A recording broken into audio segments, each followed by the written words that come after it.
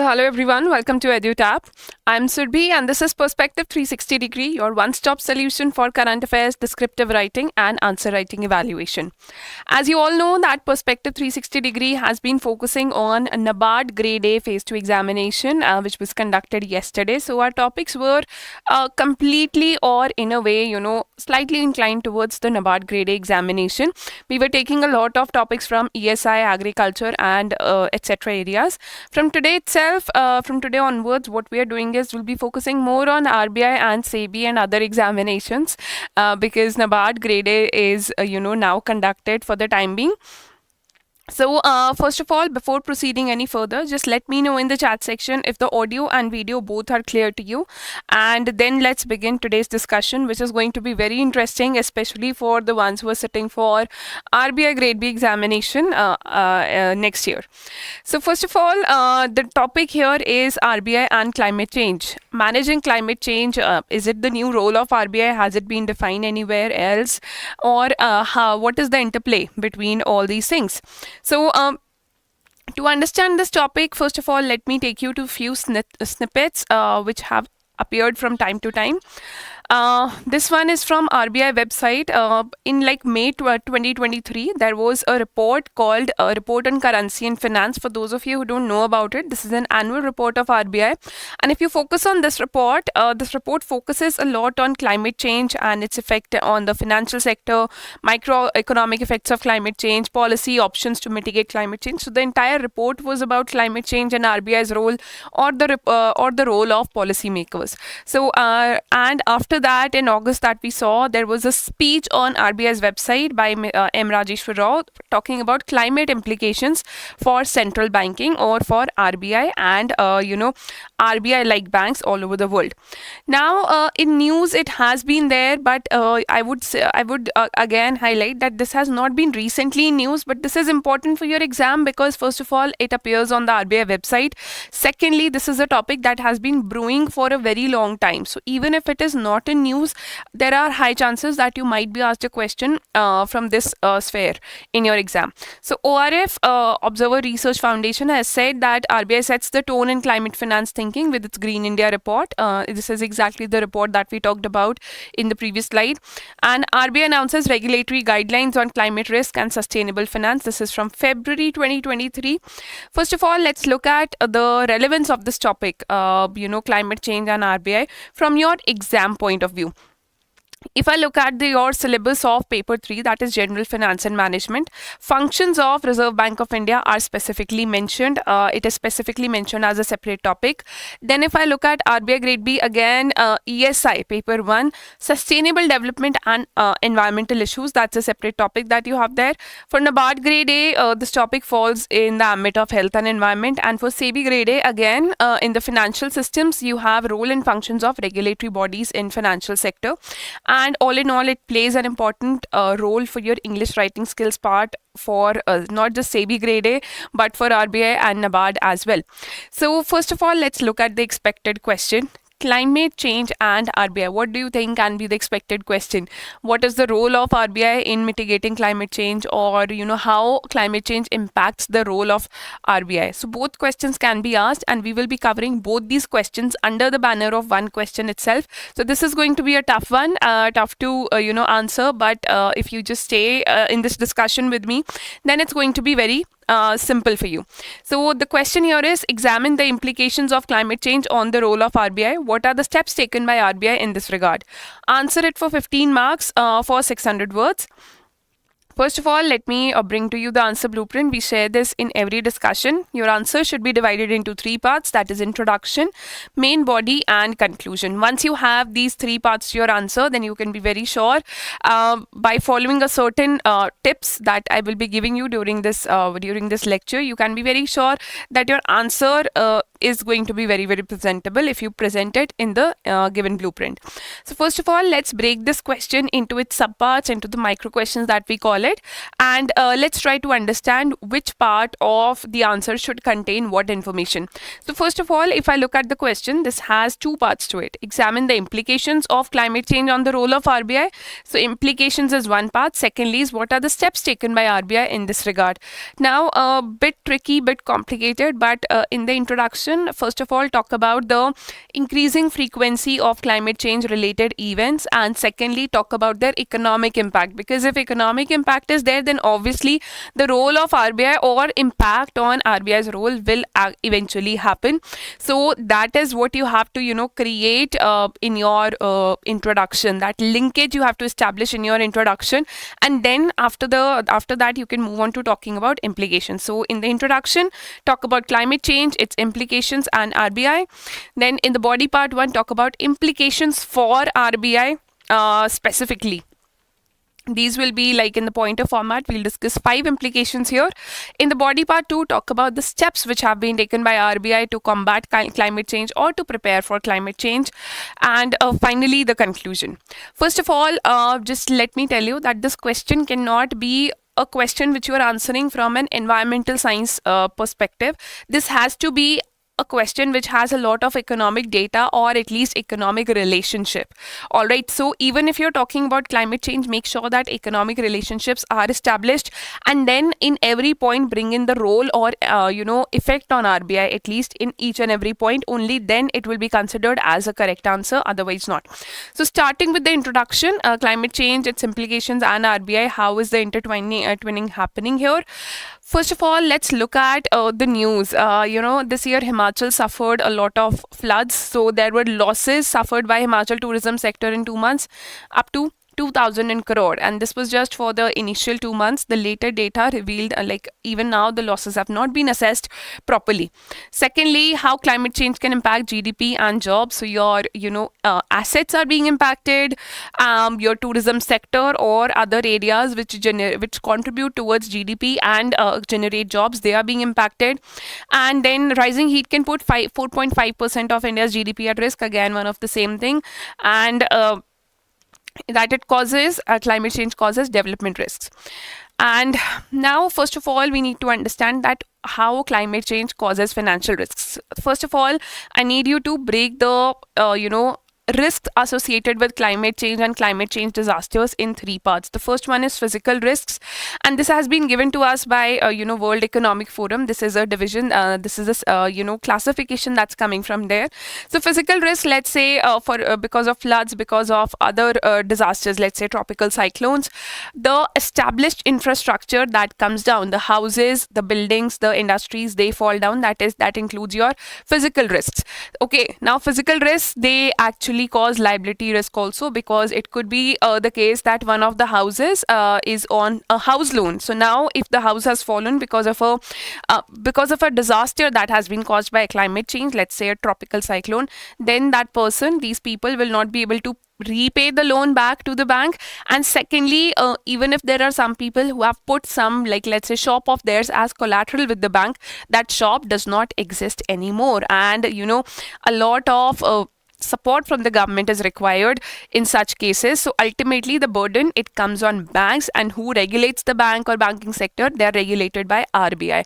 So I want you to understand this one relation, that physical risk occur and which cause shocks and stresses because of heavier rainfall, rising temperature, rising sea levels, and the resulting disasters.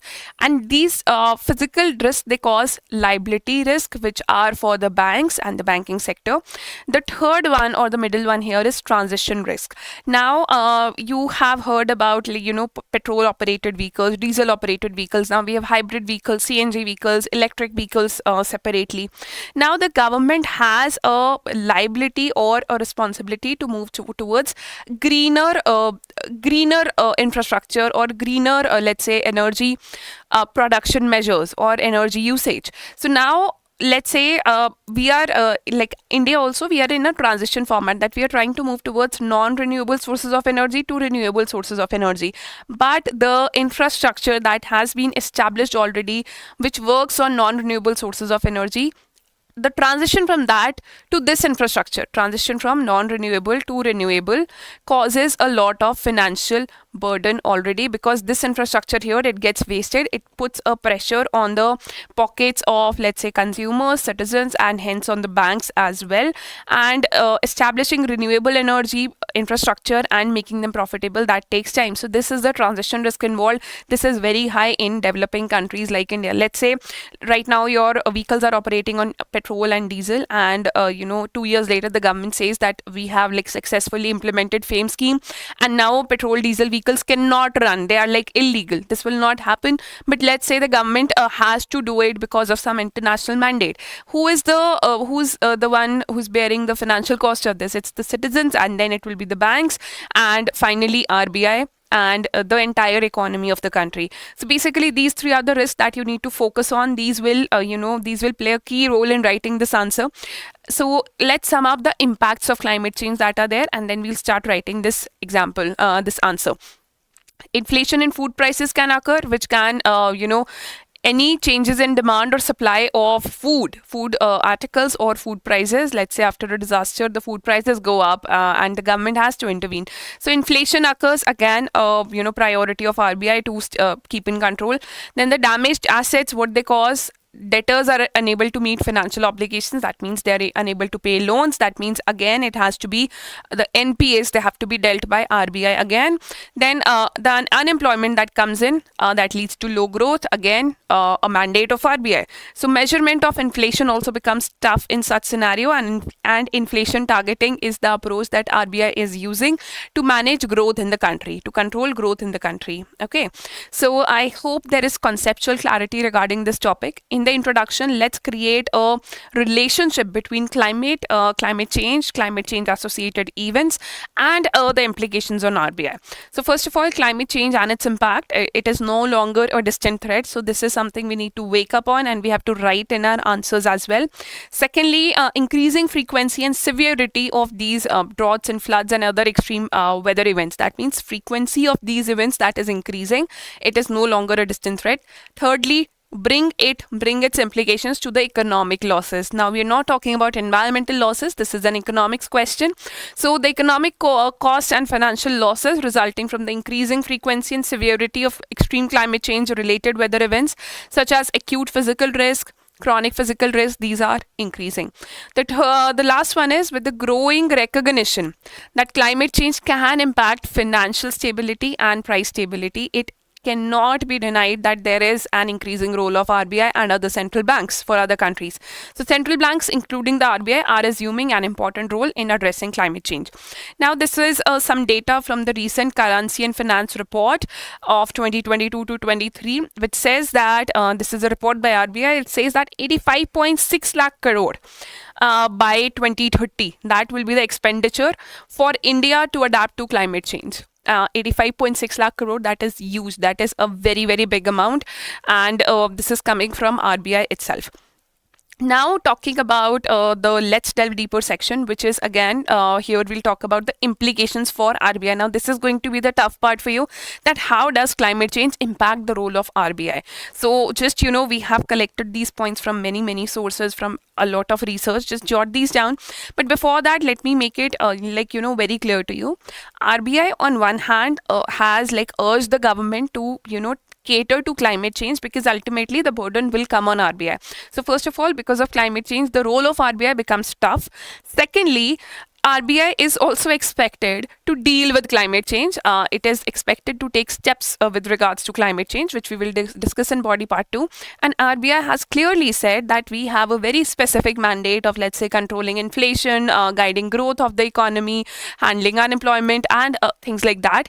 And if climate change is also added to mandate of RBI, and RBI is expected to take specific steps for combating climate change, then it's going to be very, very complex situation for RBI. So this is the background, that there is this tussle going on between RBI and government, and they keep talking about how one and the other has responsibility regarding this. That's why this question is very important for you. Now first of all, let's start with implications for RBI. A little tough part, but easier than the body part 2 for that matter. So what can be the implications for RBI? This is something we've discussed. There could be price volatility.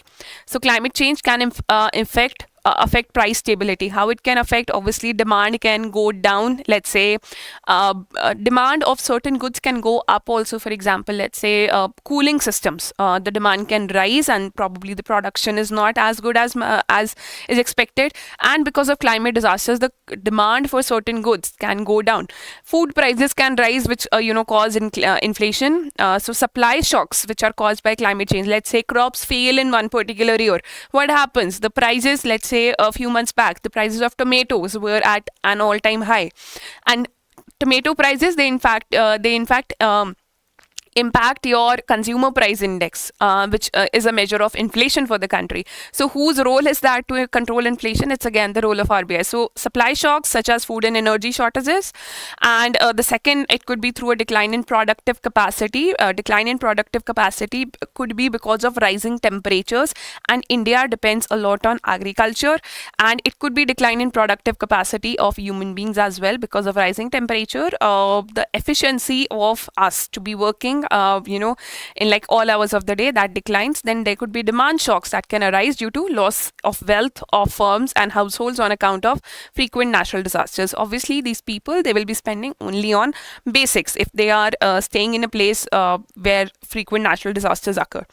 Now moving on to uncertainty in inflation expectations. Uncertainty, why? Because every year or every second year, if there is a disaster, then it becomes very hard to predict inflation for the upcoming months, because that particular area after a climate change disaster is still recovering from the impacts of the previous disaster. So climate related risk can also lead to inflation volatility, and if RBI cannot predict inflation, then how can it target inflation, so which can effectively de-anchor inflation expectations. So that is very important for RBI to understand that what measures should it take. Yes, what measures should it take to control inflation, but in case of like climate change induced disasters, inflation goes out of control, and hence there is a lot of uncertainty in how inflation will happen, which ultimately impacts the citizens, the households. Now third one is limited flow of credit to economy. Why there will be limited flow of credit to economy? First of all, the households will not spend a lot, they will try to save their money. Again, it will impact interest rates, and physical and transition risk. Let's say there are a lot of NPAs with banks because let's say floods in Himachal occurred and the loans cannot be repaid by people who took loans for their houses. So, NPAs will accumulate. Obviously, there is collateral damage and there is loss of infrastructure in disasters. And the ultimate burden lies on the financial institutions which have actually given out a lot of credit for that infrastructure to build.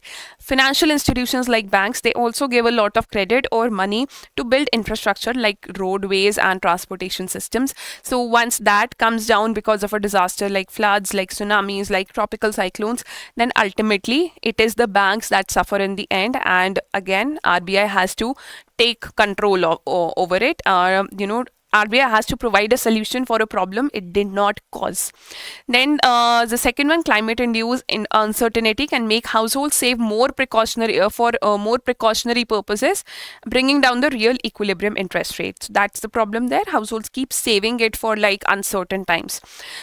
Then there is, volatility in traded assets. Now, valuation of financial assets, that there is a very high amount of uncertainty because of climate risk. There is the investor risk perception that is also impacted because of climate risk. Any country which is suffering from a climate risk or climate induced disasters, investors are not happy investing in that country. So it increases the vulnerability of banks and financial institutions further because effective hedging cannot occur. Effectiveness of hedging, that goes down. Hedging is fixing, perceiving that the price will remain fixed. Now there is financial instability, which is, I would say a concluding point for all the above 4 points. Yes, there will be financial instability because of depreciation of currency. Let's say a country is impacted by war. Country is impacted by war, the value of currency goes down. Similar is the case when a country is impacted by a natural disaster or climate-induced disaster. The value of currency for that country, that goes down, hence depreciation pressures, which again have to be managed by RBI or central banks. And then higher import cost and negative terms of trade. These are the frequent, implications that we have seen, that whichever country suffers from disasters, natural disasters, climate induced disasters, they have like higher import costs because the value of their currency has fallen down. So again, that causes financial instability, and that has to be taken care of RBI. So these are the 5 implications that we have jotted down as the implications of climate change on the role of RBI, which was your question. So implications of climate change on the role of RBI. If you have any additional points, first of all, make it a point to mention them separately as comment so that everybody can see it. Your full answers that you're sending to us, not everybody would read them, but if you really want to, share the knowledge, just post the additional points as separate comments and then add them in your answers as well. Now coming to body part 2, which is about steps taken by RBI. Till this point, if you have any doubts, then kindly let me know in the chat section. Any doubts still here? All the students who are live. Okay. So, all right, Neo. All right, no doubts coming. Okay. So now moving on to what are the steps taken by RBI. Now, first of all, this is a new domain which RBI has been struggling with, and this is not a new role of RBI. Climate change or managing climate change is not a new role of RBI, but RBI understands its responsibility. It understands that there are certain steps it has to take in like consonance or in parallel with the central government, or let's say the state governments. So we have jotted down a certain updates, a few updates which are very much important for your exam point of view. And these updates, these are 7 in number, and they will be discussed regarding steps taken by RBI. Please pay attention to them. If there are any more updates, they will not be just important for the descriptive part, they will also be important for your objective part. Okay, I hope the slides that are coming ahead, they give you clarity regarding what RBI has done till date to manage climate change, and probably the previous year questions which you saw that they were cramming based, they will make more sense to you that why this initiative was important and was asked in the exam. So first of all, let's look at what are the potential solutions with RBI. This is an additional slide that I'm giving to you. RBI क्या कर सकता है to manage climate change? Obviously, it can motivate the banks to give loans to let's say green finance के लिए, green infrastructure के लिए loans. It can incentivize such projects which actually use, let's say, renewable sources of energy. Okay, such things can occur, motivation can happen, incentivizing can happen, and things like green bonds or green things like that can be launched. So that's the only power RBI has as of now.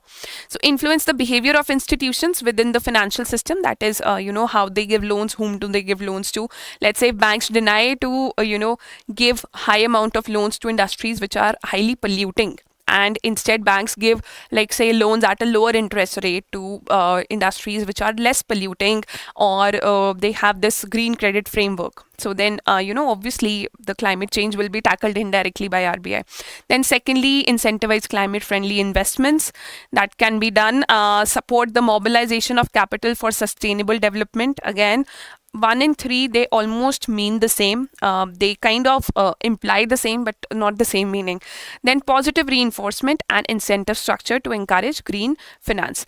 So examples could be your green bonds, climate funds, blended finance mechanisms, and can attract private investments towards climate change projects. Let's say RBI governor goes out and gives a speech that we seek private sector finance in terms of for climate projects. Now, if you have any example to give me here, certain type of bonds which are there for, let's say, to tackle climate change or to protect the environment, then let me know in the chat section. Meanwhile, what I'll do, I'll take you to body part 2 and tell you about the steps which have been taken by RBI.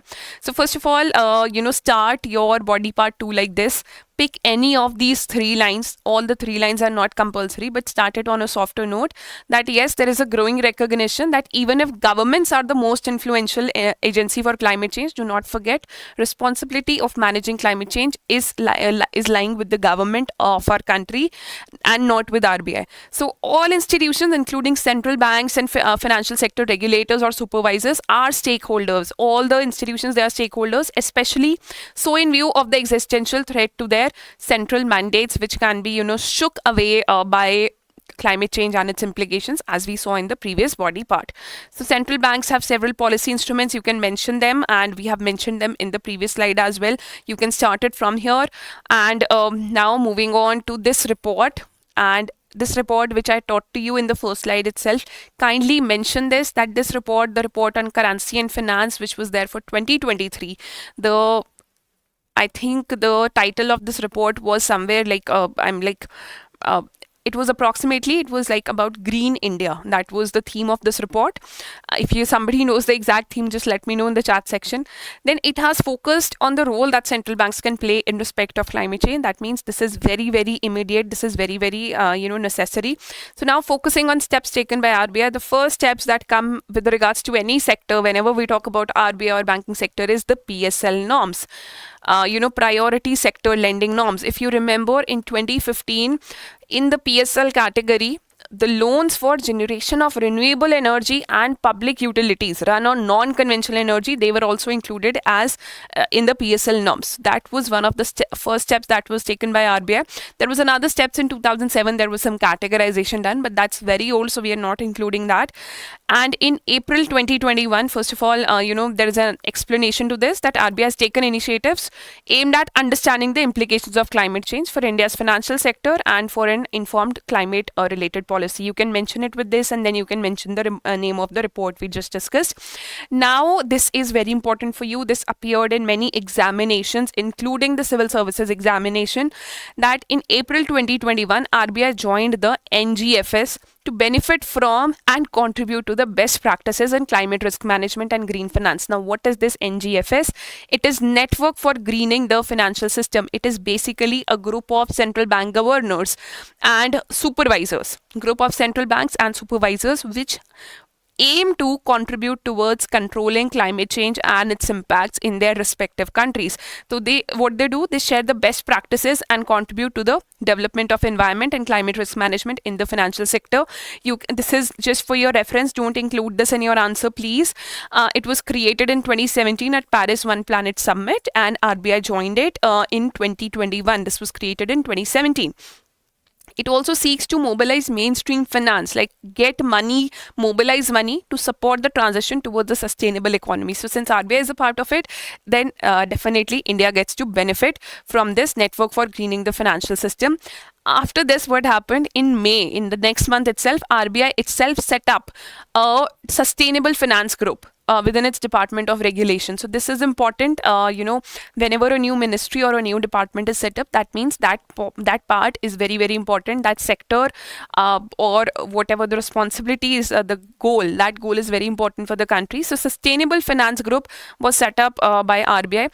Exact dates, not important, but these points very, very important. Kindly note that. So what does this Sustainable Finance Group do? It coordinates with other national and international agencies on issues relating to climate change. So RBI has given a separate department to tackle issues related to climate change. This is very important for you. Fourth, if I talk about, there was a discussion paper on climate risk and sustainable finance launched by RBI in 2022, and it talked about appropriate governance with regards to climate finance, climate risk strategy, how are we dealing with it, and risk management structure. So as you can see, RBI is slowly structurizing everything with the help of research, with the help of department regulation, by going to international bodies, joining them, talking there, carrying out research there. Then there were guidelines laid by RBI for voluntary initiatives by regulatory entities. How do these regulatory entities have to carry out green finance? How do they have to set up green branches, just like RBI has set up green data centers? How they have to use electronic media instead of use of paper or other renewable energy sources. So these are a set of guidelines. This is not very much important, I would say. But again, if you feel that this question is separately asked for 600 words, kindly note this, kindly go for this. Okay. Now, moving on to the 6th point, and very important here, mark this in capital words, write this in capital words there. So RBI in January 2023, with the government of India, it issued sovereign green bonds to mobilize resources for the government to green infrastructural investments. This is very important. And finally, what happened? The framework for mobilizing green deposits by regulatory entities, this has been released by RBI in April 2023 itself. And these two moves, they were part of government's Panchamrit strategy. What is the Panchamrit strategy? strategy. So basically 5-point climate action strategy to, combat climate change, to protect the environment. This was declared by government at COP26, Conference of Parties 26 in Glasgow. And these 5 are the aims. I'm not talking about most of these, but I'm talking about the 5th one, which talks about making, taking India to net zero. Achieve the target of net zero means no carbon dioxide would be produced. Whatever is produced will be absorbed by 2070. India will become a net zero country, or net neutrality would be achieved by 2070. So all these initiatives, or these 6th and 7th initiatives, they have been known to contribute to Government of India's Panchamrit strategy. So as you can see, there are not direct policies launched by RBI, as it does not have the mandate or power to do that, but there have been indirect policies or indirect support that that RBI has been giving from time to time. Also, you can talk about how it has been nudging banks for more giving loans towards let's say green infrastructure, or infrastructure based on renewable sources of energy. That can also be talked about, but don't make it a separate point since there is no specific information there. Now, moving on to the conclusion, what will you conclude there? This has been a tough question. Implications for RBI have been discussed, steps taken by RBI have been discussed. Now what you can do is either talk about a way forward. RBI can do this, RBI can do that. I personally don't recommend giving a way forward here, because we do not know what the RBI can do in terms of climate change, because mandate of RBI to tackle climate change is mentioned nowhere. All right. Again, RBI is doing as much as it can, as we have seen, like 7-8 points have been mentioned. So what you can say is, first of all, global coordination is required to, tackle the financial or economic aspects of climate change. So all the governments have to come together. Then you can mention about this, organization, network for greening the financial system. That this has such networks have a key role to play in managing, climate change and its economic impacts. Secondly, talk about that climate change has to be handled, because there is a tussle between government and central bank going on. So talk about that. There is no tussle required, there is coordination required between central bank, between RBI, and between stakeholders like us, like citizens in general. So in fact, the scheduled commercial banks also, they need to rise above, above thinking about just profits. So with time, we will achieve a framework. We will get to a point where let's say climate friendly projects are supported in the country, but till then a lot of coordination is required. So first of all, the consequences, intensity, severity, and frequency of climate events are hard to measure and difficult to predict. Very sentimental, but a very formal statement. Similar statement was mentioned in the introduction also. The impact of these events on banks and financial institutions is even more difficult to quantify. A very good approach. Then say again, I'm extending here on this, that the impacts of climate change, they transverse geographical boundaries, and hence every country has an equal role to play. So therefore, tackling climate change requires global coordination and cooperation. And, climate-related, a range of factors would influence how things pan out in future, including climate-related policies and regulations. So that comes from government side. Emergence of newer technologies, behavioral changes in consumers. So here we are saying that all factors have a role to play in tackling climate change. And from here itself, we will introduce a solution which will talk about consumers, which will talk about policy, regulators, let's say governments, and then regulators like RBI, and newer technologies. So to ensure a successful transition to a sustainable future, we need a multifaceted approach that includes governments, private sector entities. Private sector entities usually they control the technologies part here. Financial institutions, civil society organizations, do not forget to mention NGOs or civil society organizations in your answer, and the public. So that's a very beautiful way of ending your answer. And this is a line that has been said by RBI itself, that central banks are uniquely placed to address climate change. So you can end your answer on this note. That's going to be a perfect conclusion. Now I'm displaying the question again. Examine the implications of climate change on the role of RBI. What are the steps taken by RBI in this regard? And we provide you free evaluation for the next 48 hours. That is, today's Monday. So if you post your answers by Wednesday, 5 p.m. on in the comment section under this video, then our experts will evaluate your answer entirely free of cost. You get a comprehensive evaluation with marking, with comments like how you wrote your introduction, body part, conclusion, where you need to improve on.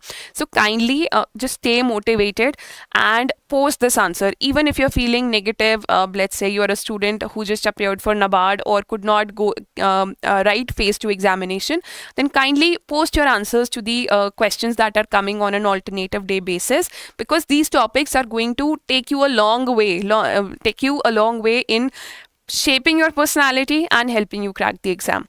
So that's all. You can send us your feedback at hello@edutap.co.in, or you can contact us at this number. Kindly subscribe to the channel if you haven't done it yet. The PDF for this discussion will be available by tomorrow on our Telegram channel, the link to which is given in the description below.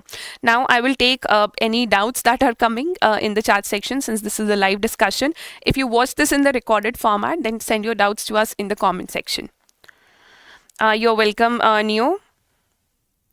How the paragraph structure should be, Jimmy, just go through the answer. The paragraph structure, it should be in the pointer format. By giving a subheading, just write the subpoints which have been given to you in the right side of these slides. So any other doubts that are coming from any one of you guys? Otherwise we'll call this a day.